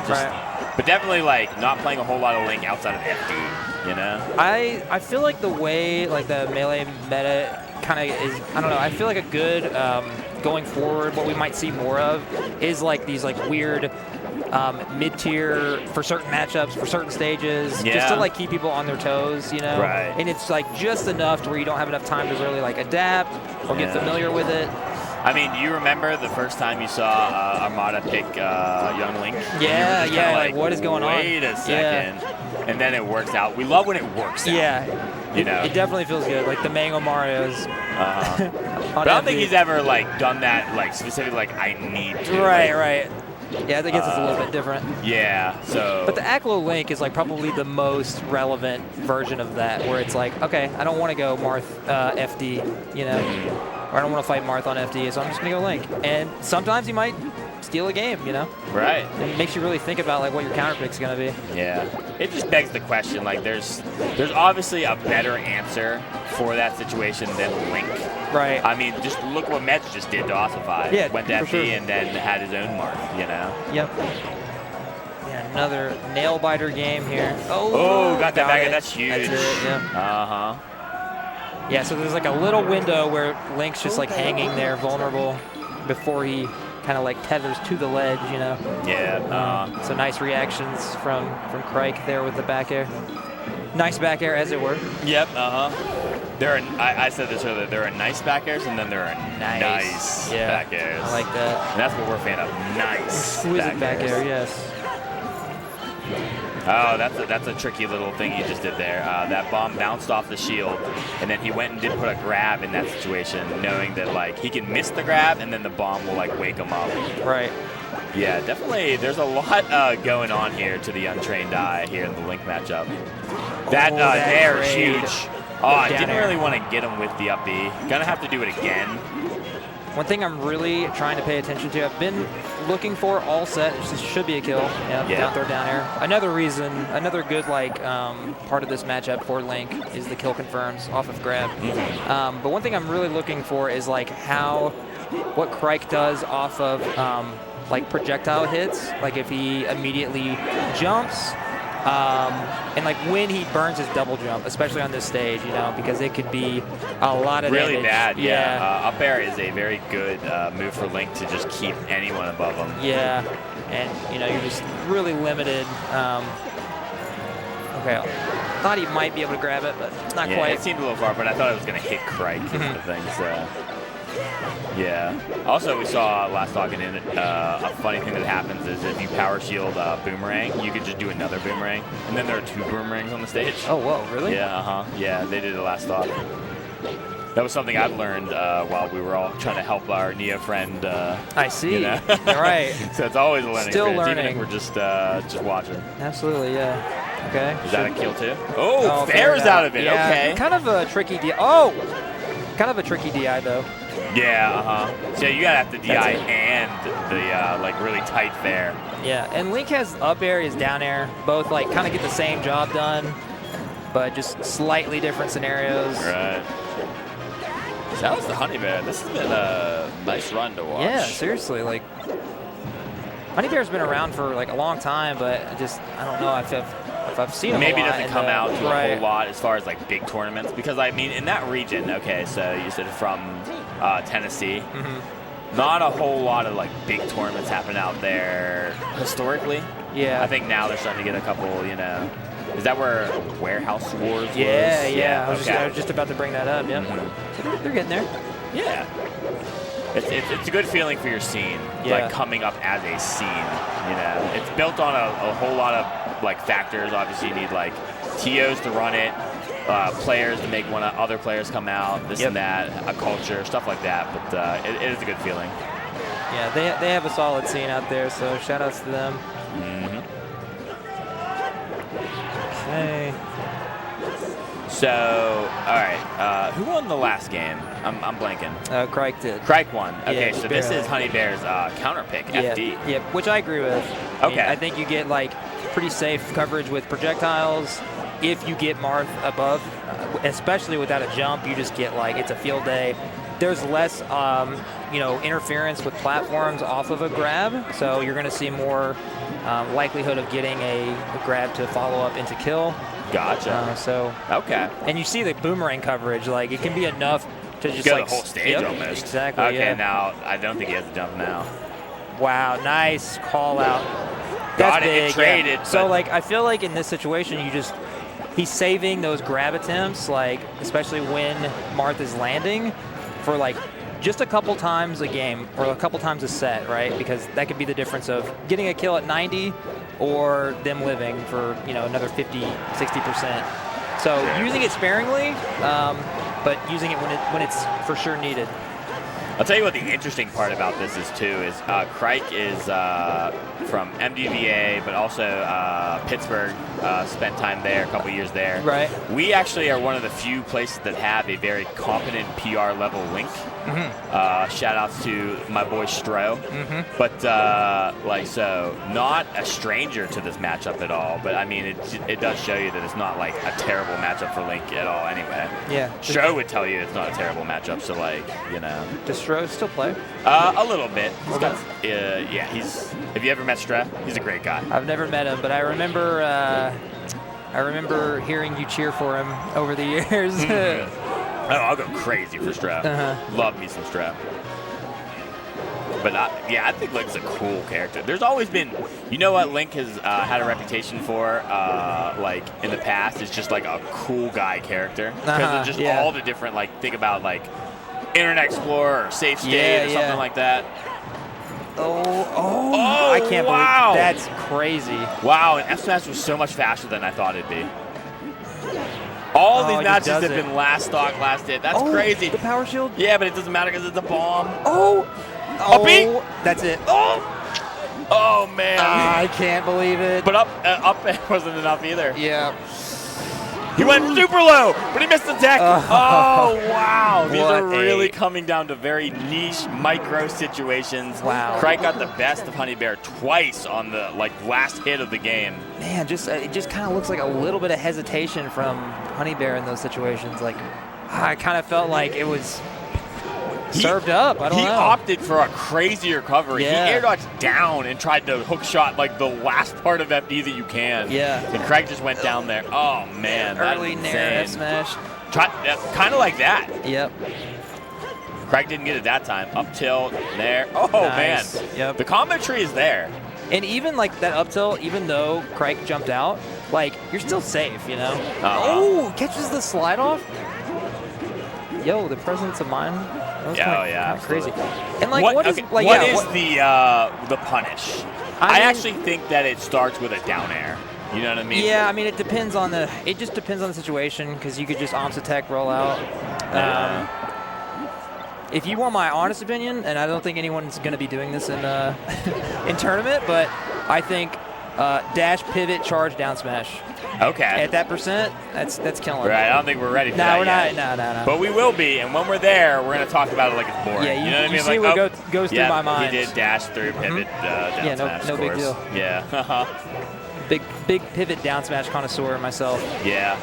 So I'm always looking for situations where it's going to be a good spot for it. Yeah.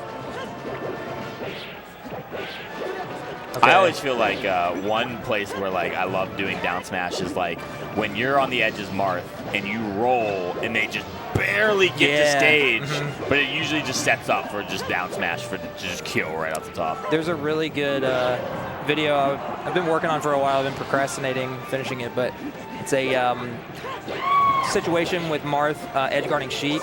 You know how like the common, like we see like Jmook, Zane, we see Jmook living to the crazy high percents, Omps attacking like up B, even at crazy high percents. Yeah. There's situations, I've talked a little bit about with Zane as well, about, just ending it early, like as early as like 70 on some of these, like pre-hit on some of these stages, with a setup with pivot down smash, tipper. Oh, okay. So. And it goes back to FD. I just kind of was thinking about that too. Yeah. So I mean, I felt like most of the game was like very Honey Bear. It was fine, yeah. And again, you seem to think that there was no, no question. Like, okay, I'm going FD. Yeah, as sure. Link in this for sure. I am glad that Honey Bear went right back. You got to stick to your guns sometimes. I think the game plan was fine. Just like a couple of wild situations at the very end. All right, and a grab here looks like death. Oh, up air this time. Yeah. Okay. So like you can make it more difficult to get, based on your DI on the down air follow up, but the up air, you can kind of react. Like I said, it's a little bit dependent on the situation, but the whole goodie bag of items. Yeah, I know the whole arsenal. Lord. Empty the whole clip.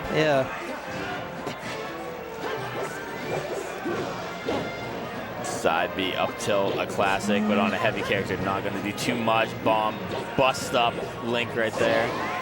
Up B, just kind of get off me, up B. Yep.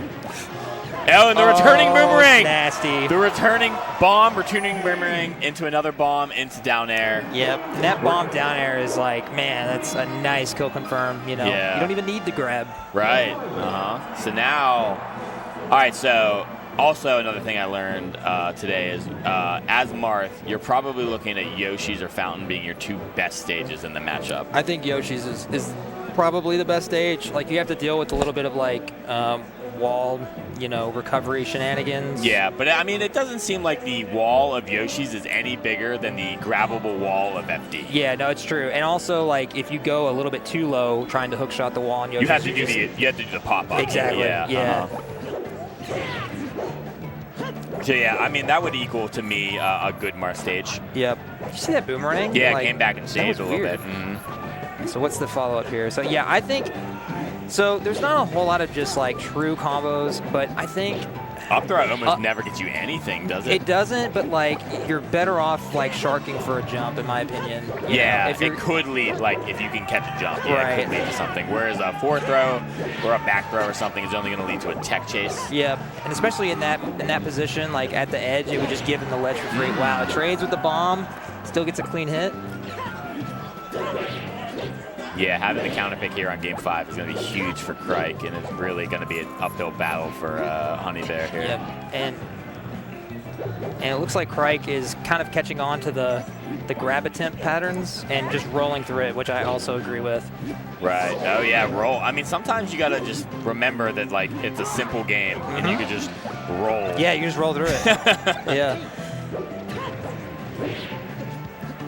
Yeah, so you're seeing more rolls from Crike in this situation, which I think it's safe. Yeah, I think instead it's of spot dodge or anything like that, or dash back, because your dash back can get grabbed. Yeah, exactly. That's kind of what I was talking about earlier, where normally you're trying to space fair in a certain way on shield, but in this matchup, you would actually just set yourself up to get grabbed. Yeah, that nair is good. Okay. No Zaire. That slant of Yoshi's is unforgiving. Oh, the bomb's still in play. Okay, I thought he was going to use his own bomb against him. Oh, man, I think the slant of Yoshi's may have... Wow, okay, what a recovery. And then that's actually massive, yeah. Whoa. Yeah, if you just start setting up the projectiles now, and you can do a good, like, 60, I mean, you're still in this game.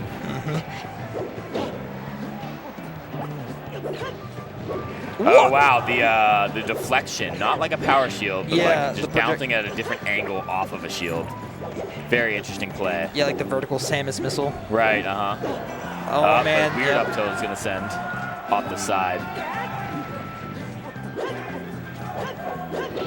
Up smash. Oh, Randall. It's one of those up smash is one of those moves where Link players will tell you it was on purpose when it works out, but it, like a mistake when it doesn't. Oh, okay. Oh, man, that bomb was... Craig looking a lot more comfortable right now. Yep. Oh, see? Rolling through it. Yeah. I feel like it's a pretty good strat. Really just all that you can... I mean, obviously we talked about some crazy ideas, but I mean, I really think, like... I don't know. It's kind of like a quick puff, like, rest. Like, you're not going to be able to charge your shield breaker. So what do you do? It's probably going to be down smash. You're on something. Crike was like thinking about it, like wanted to play it safe. Probably didn't think about like trying to set it up with a pivot, but very nice. All right, well, shout out to Crike, ending the run of the Honey Bear, just ripping through all the Marths. Our hero of time, but solid run though, man. Like really sick. Oh yeah, for sure. And Crike obviously very established, proven to be a very solid player, absolutely. Just from like strong regions and just like playing and being very active. All right, so I believe we got maybe one more. Yeah. These setups look pretty empty. Okay, so Crike is gonna stay. Okay. Crike OG Kid. OG Kid. All right, okay, so we haven't seen OG Kid in a little bit, so I wonder what the bracket. I might have to pull up the bracket and see. Yeah, this is probably to make some sort of something. I would think. Yeah. So, pull it up. I'm just curious, like, what his run looks like. So I believe OG Kid, we saw play Triff and lost. Right. And then the only other one I caught, OG Kid beat Trail in a game 5. Okay. Okay. So I saw that in the corner. Yeah. So. Gotcha. So OG Kid versus Crike to make it later into this bracket. Yeah. So this would be a top 16 qualifier, right? Maybe, unless there's like really like deadly qualifiers like late at night, like in the next like 2 hours. Right. Let's see. No. Okay. So one more after this is the top 16 qualifier. Oh, gotcha. Okay, and the winner of this would play Meds. Okay. Which would be on the mainstream. So OG Kid took out Trail. Let's see. Oh, okay, so just Trail, it looks like. So who did OG Kid beat? Lost to Triff. Oh, okay, Ben. that's what it was. Okay, so OG, Ben that's lost a big, OG Kid. that's a massive win. All so, right, that answers some questions that we were asking because I'm like, earlier. how? Wait a minute, you know, it didn't make sense.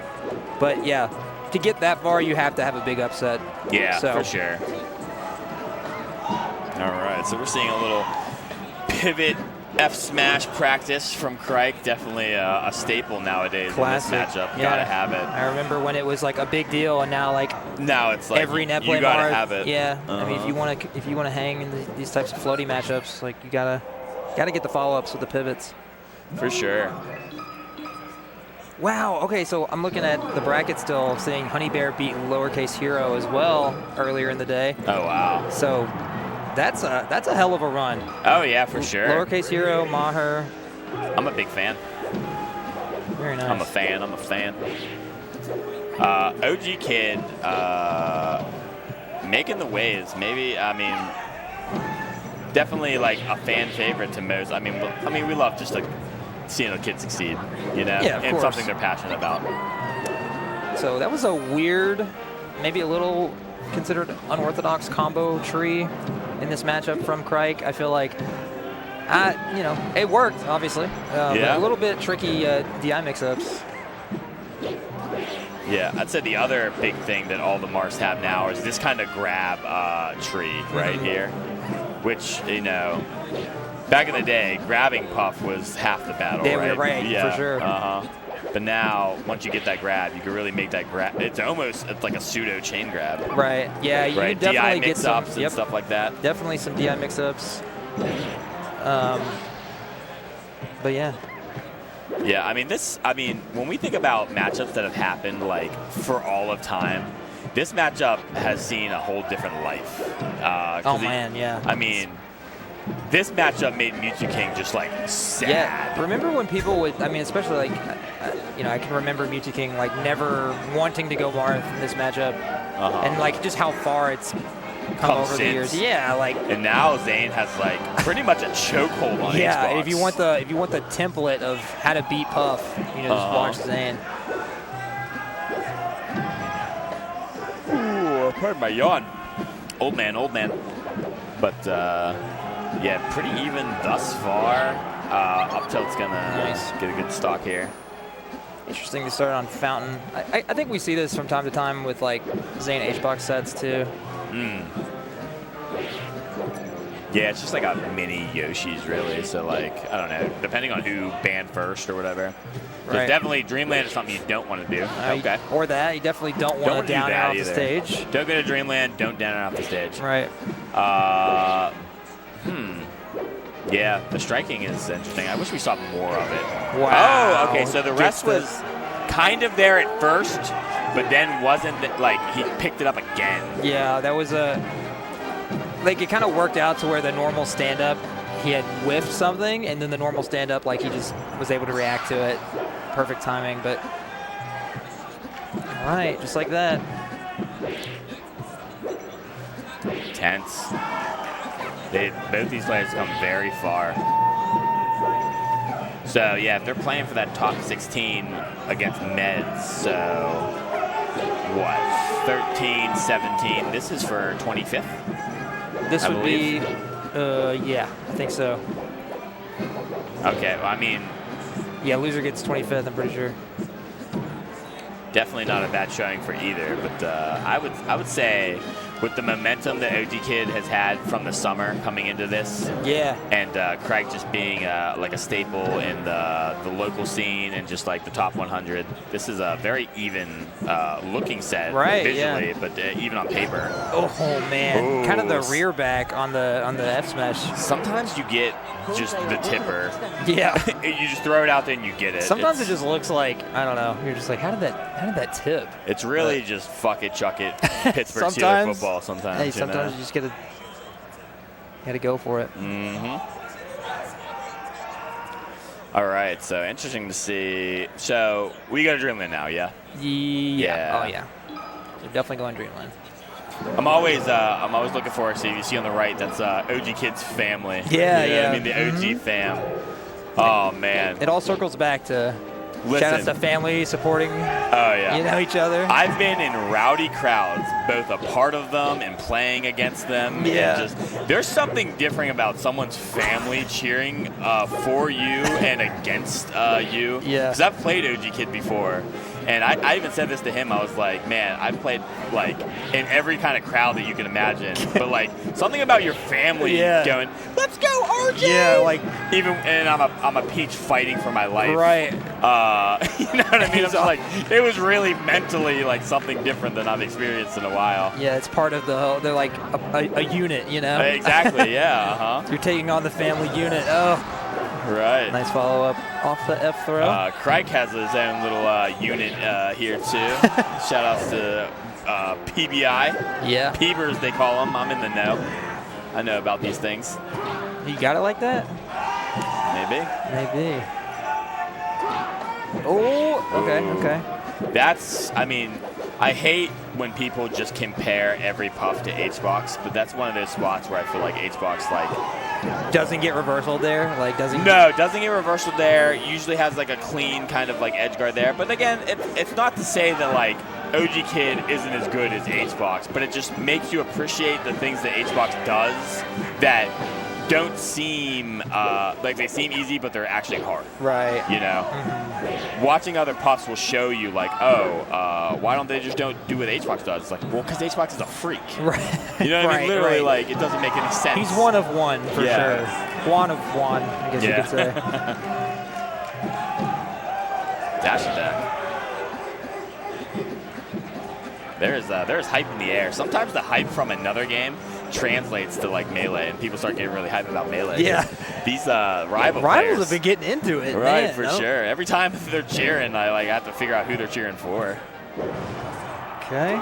Ooh. Oh, missed it. But, I mean, landing on that top platform is very good. I actually love up B in this matchup because of that. Like, Puff's too slow to really get up there and punish in any meaningful way. Maybe, yeah, right, meaningful. Most of the time, you can still, like, buffer a light shield up in time. Yeah, that's a good point. I like the idea that there are moves that are unsafe generally, but there's a spot on this stage where it is safe. Yeah. And then like you can attempt to go for the ledge cancel on it too, and even if you miss, it's like usually by the time the Puff can react, it's too late to get up there. Is there a trick to getting that ledge cancel? Is it you have to do like an up B with like the not like an up B straight up, but like more to the side, right? Yeah, like it just depends on like where you're positioned, but you can kind of determine, based on Blur he calls it like the curl. Yeah, however much you like influence the horizontal up B. Gotcha. Yeah, that's what I figured. Yeah, but if you're like close to the ledge, when you start your up B of the platform, then you want to have more of a vertical arc. So can you, I mean, not to nerd out about Mar stuff, but I figure it's a missed opportunity for me. I got Reeve here to tell me. Right. Is it the drifts that ledge cancels?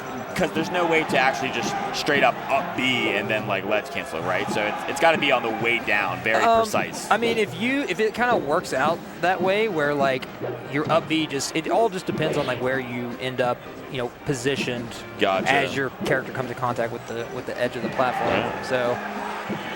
Well, you heard it here first. Mars up B, very safe in the middle of Fountain. Yeah. Go for it.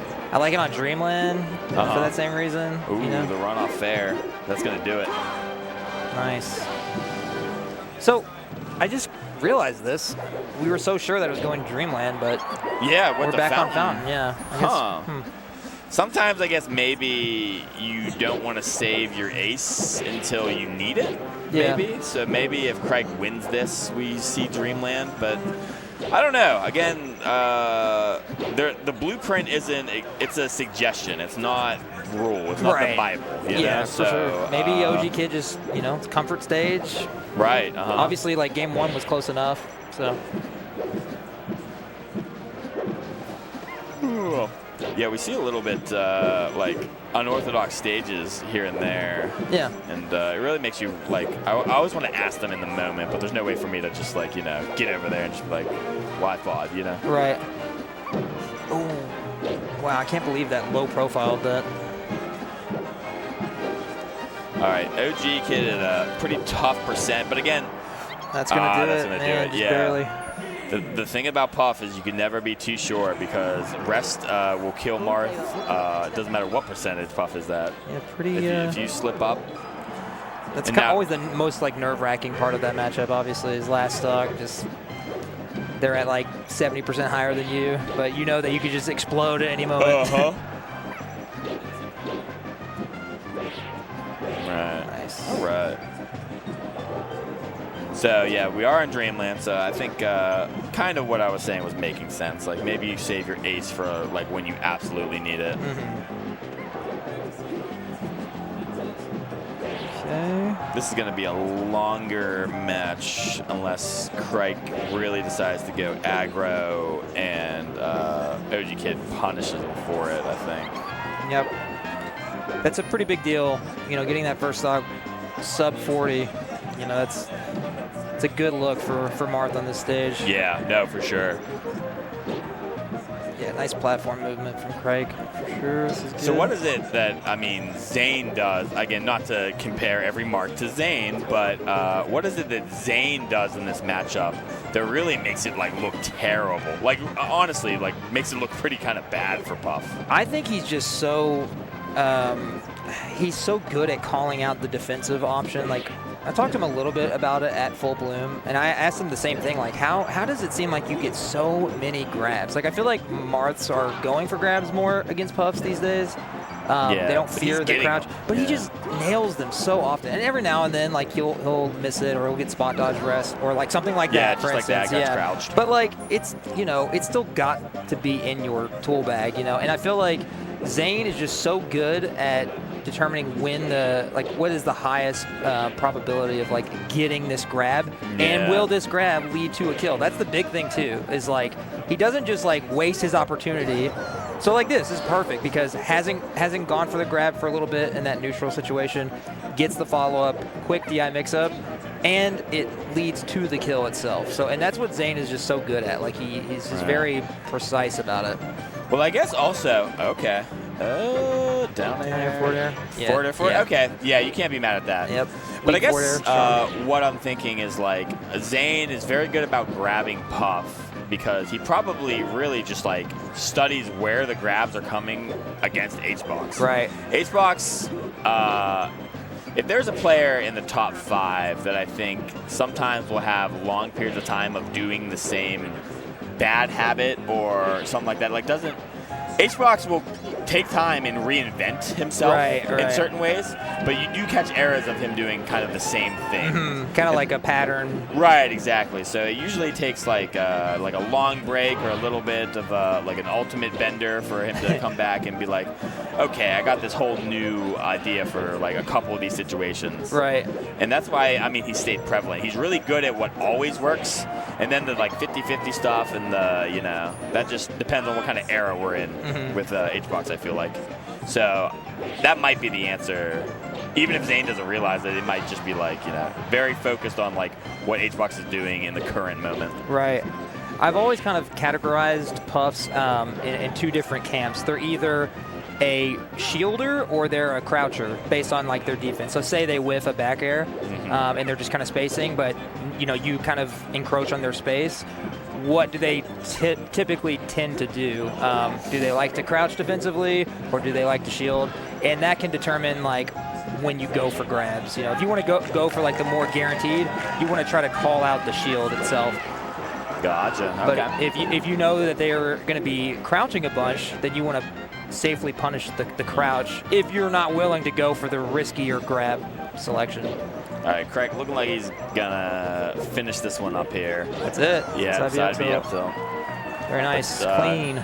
All right, Craig's been going through losers. Yep. Honey Bear into OG Kid, now into Meds. Yep. Not leaving that seat. Looks like probably going to play Meds right now. We might not commentate it, but it is. I think it's set up for the mainstream, maybe. Maybe, yeah. I think that's where I'm going next. So. Oh, nice. Right. Nice. Doing a little double here, but been a pleasure. Yeah, absolutely. You know, good Thank to you guys meet for you. having me. And Yeah. I've said this before, but it is you really do kind of meet someone in this like kind of conversation Oh of yeah, the minds. yeah. You find out a lot about each other. Exactly. Yeah. So it was a pleasure for sure. Likewise, man. Yeah. Still great melee to come. The night's really only just heating up. We're starting to get into those top 16 qualifiers. Yeah. Yep. We got a whole other side of the bracket that we're gonna whittle down to, and then tomorrow's just gonna be a blast. Yeah, so, I'm excited for that. Keep it locked here. Yep. Riptide. Great time to be here. Great time to watch. It's all around a good time. So we'll catch you later. Thanks Peace for out. watching, Peace guys. out. Yep.